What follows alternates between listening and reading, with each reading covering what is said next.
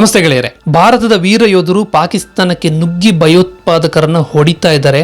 Operation ಸಿಂಧೂರವನ್ನ ಯಶಸ್ವಿ ಮಾಡ್ತಾ ಇದ್ದಾರೆ. ಇಂಥ ಟೈಮಲ್ಲೇ ಕೆಲವರೆಲ್ಲ ಶುರು ಮಾಡ್ಕೊಂಡಿದ್ದಾರೆ ಅಹಿಂಸೆಯಂತೆ, ಯುದ್ಧವನ್ನ ವಿಜೃಂಭಿಸಬಾರ್ದಂತೆ. ಯುದ್ಧದ ಬಗ್ಗೆ ನಿಮ್ಗೇನ್ ಗೊತ್ತಿಲ್ಲ, ಅದ್ರ ಬಗ್ಗೆ ಎಲ್ಲ ಮಾತಾಡಬೇಡಿ. ಯುದ್ಧದ ಸಂಭ್ರಮಾಚರಣೆ ಮಾಡೋದು ಅದು ಹಿಂದೂ ಸಂಪ್ರದಾಯ ಅಲ್ವಂತೆ, ಅದು ಹಿಂದೂ ಇತಿಹಾಸ ಅಲ್ವಂತೆ. ಯಾರು ಹೇಳಿದಿ ಇವರಿಗೆಲ್ಲ? ನೀವು ಯಾವುದೇ ಹಬ್ಬವನ್ನ ತಗೊಳ್ಳಿ, ಅಲ್ಲಿ ಯುದ್ಧದ ಹಿನ್ನೆಲೆ ಇದ್ದೇ ಇದೆ. ವಿಜಯದಶಮಿ ದಸರಾ ತಗೊಳ್ಳಿ, ಅದರಲ್ಲಿ ದುರ್ಗಾ ಮಾತೆ ಶುಂಭ ನಿಶುಂಭ ಮಹಿಷಾಸುರ ಮೊದಲಾದ ರಾಕ್ಷಸರನ್ನ ಕೊಂದು ಹಾಕ್ತಾಳೆ. ಆ ತಾಯಿಯನ್ನ ಪೂಜೆ ಮಾಡೋದಕ್ಕೋಸ್ಕರ ನಾವು ಯುದ್ಧವನ್ನೇ ಅಲ್ಲಿ ವಿಜೃಂಭಿಸಿ ಪೂಜೆ ಮಾಡ್ತೀವಿ. ಆಯುಧ ಪೂಜೆ ಅಂದ್ರೆ ಏನು? ಅದೇನು ಬೈಕ್ ಕಾರ್ನ ತಗೊಂಡೋಗಿ ಪೂಜೆ ಮಾಡಿಸೋದಲ್ಲ. ಅಲ್ಲಿ ದುರ್ಗಾ ಮಾತೆಯ ಆಯುಧಗಳನ್ನ ಇಟ್ಟು ನಾವು ಪೂಜೆ ಮಾಡ್ತೀವಿ. ಅದೇ ದಸರಾದಲ್ಲಿ ಶ್ರೀರಾಮ ರಾವಣನ ಸಂಹಾರ ಮಾಡ್ತಾನೆ, ಧರ್ಮವನ್ನ ಸ್ಥಾಪನೆ ಮಾಡ್ತಾನೆ ಶ್ರೀರಾಮ. ಆ ವಿಜಯದ ನೆನಪಿಗಾಗಿ ನಾವು ದಸರಾವನ್ನ ಆಚರಣೆ ಮಾಡ್ತೀವಿ. ನರಕ ಚತುರ್ದಶಿ ಅಂದ್ರೆ ದೀಪಾವಳಿ ಟೈಮಲ್ಲಿ ನಾವು ಯಾಕೆ ಆ ಹಬ್ಬವನ್ನ ಆಚರಿಸ್ತೀವಿ ಅಂತಂದ್ರೆ, ಶ್ರೀಕೃಷ್ಣ ನರಕಾಸುರನನ್ನ ಸಂಹಾರ ಮಾಡಿ ಧರ್ಮವನ್ನ ಸ್ಥಾಪನೆ ಮಾಡ್ತಾನೆ. ಈ ರೀತಿ ಹಿಂದೂಗಳ ಹಿನ್ನೆಲೆನೆ ಶಾಂತಿಯನ್ನ ಸ್ಥಾಪನೆ ಮಾಡಿ ಧರ್ಮವನ್ನ ಸ್ಥಾಪನೆ ಮಾಡಿ ಹಬ್ಬವನ್ನ ಆಚರಣೆ ಮಾಡೋದು. ಕೊಡಗು ಜಿಲ್ಲೆಯಲ್ಲಿ ಕುಶಾಲನಗರ ಅಂತ ನಿಮಗೆ ಪ್ಲೇಸ್ ಗೊತ್ತಿದೆ, ಅಲ್ಲಿ ಗೋಲ್ಡನ್ ಟೆಂಪಲ್ ಬೈಲುಕುಪ್ಪೆಲ್ಲಿದೆ.